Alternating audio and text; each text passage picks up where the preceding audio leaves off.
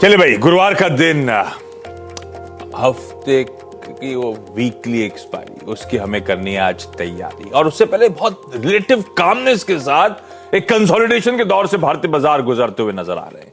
In fact कल का session आपकी स्क्रीन पर आएगा, बिल्कुल वो फ्लैट लाइन के इर्द गिर्द दिन भर कामकाज, और फाइनली उन्हीं लेवल्स के आसपास परसों की क्लोजिंग लेवल्स पर जाके हम बंद होते हुए नजर आए। हाँ, ये जरूर है कि अभी भी हम वो रिकॉर्ड हाइज के आसपास 18,400 के ऊपर का क्लोज डिलीवर करने में कामयाब रहे, पर ये बेसिकली शायद वो रिकॉर्ड हाइज के आसपास की नर्वसनेस है जो स्क्रीन पे प्ले आउट होती हुई आपको नजर आएगी। खैर, सिर्फ इसकी नर्वसनेस नहीं, ग्लोबल क्यूज भी ऐसे ही मिक्स्ड हो गए। एक समय जो हमेशा पॉजिटिव बने हुए थे, मिले जुले क्यूज नजर आएंगे। ऐसा क्यों कह रहा हूं? एसजीएक्स निफ्टी दिखाएगा कि आज फिर सुस्त शुरुआत होगी, आज फिर 1/4% के दबाव के साथ भारतीय बाजार कामकाज की शुरुआत कर सकते हैं। इस तरह के इंडिकेशंस आते हुए क्यों? क्योंकि कल यूएस का बाजार स्क्रीन पर आना चाहिए। कल दबाव था, फ्लैट से दबाव के साथ कामकाज। डाउ फ्लैट था, एसएनपी में ऑलमोस्ट 1%, नैस्डैक में 1.5% का दबाव। तो जो पॉकेट ज्यादा आउट परफॉर्म कर रही थी, वहीं पे ज्यादा प्रॉफिट टेकिंग है। नैस्डैक सबसे ज्यादा प्रेशर में था कल।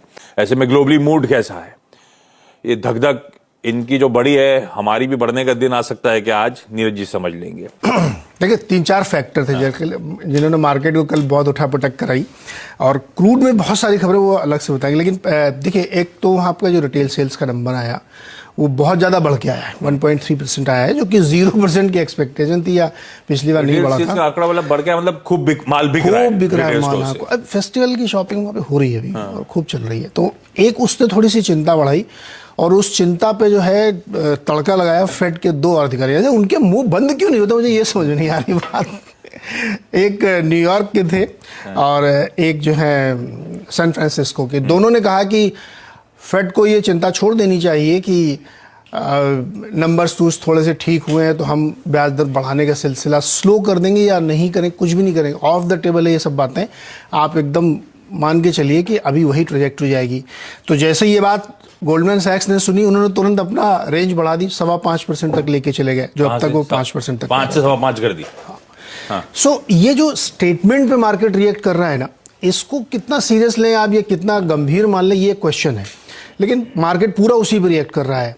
रिटेल सेल्स नंबर आया तो ऐसा किया, टारगेट के नंबर बहुत ही गंदे आए, प्रॉफिट 50% उड़ गया है, क्योंकि टारगेट रिटेल चेन बहुत बड़ी कंपनी है यूएस की, उनका इन्वेंट्री लॉस हो गया बहुत भयानक, और उनको इतना नुकसान हो रहा है कि अगले चौथे क्वार्टर में भी जाके नुकसान हो। वहां पे भी केशव, किसी वॉलमार्ट, किसी होम डिपो है, किसके नंबर्स कल तो अच्छे बात कर रहे थे हम लोग, आज टारगेट गड़बड़ा गया। लोज के नंबर बहुत अच्छे आए हैं, मिला जुला ऐसा वहां के शेप नहीं है, वहां तो इतना सब कुछ ऊपर वाला है, बेरोजगारी भत्ता दिया गया, इतना नीचे भी है। वहां मतलब चौतरफा है, वहां पे गरीबी अमीरी वाला उतना नहीं दिक्कत जितना दूसरी इकोनॉमीज में। तो ये 2 फैक्टर थे, नंबर खराब आए, प्लस आपके फेड के अधिकारियों ने मूड खराब किया, ऊपर से यूके का जो इन्फ्लेशन नंबर आया वो फिर से बहुत बढ़ गया, 1% बढ़ गया, भाई साहब 11 के ऊपर निकल गया। याद रखना चाहिए कि एसएनपी की कंपनियों का 25% सेल्स यूके और यूरोप से आता है। अगर वहाँ इस तरह के इन्फ्लेशन है तो वहाँ किस तरह के स्टेप हो सकते हैं बैंक ऑफ इंग्लैंड की तरफ से, उसका भी असर है। तो ये भी ध्यान रखना चाहिए। आज यूएस के 11 में से 9 सेक्टर्स में फॉल थी, बिकवाली थी, जबकि मार्केट फ्लैट है। तो अंदर अंदर स्लाइसिंग चल रही है, ये आपको समझना चाहिए।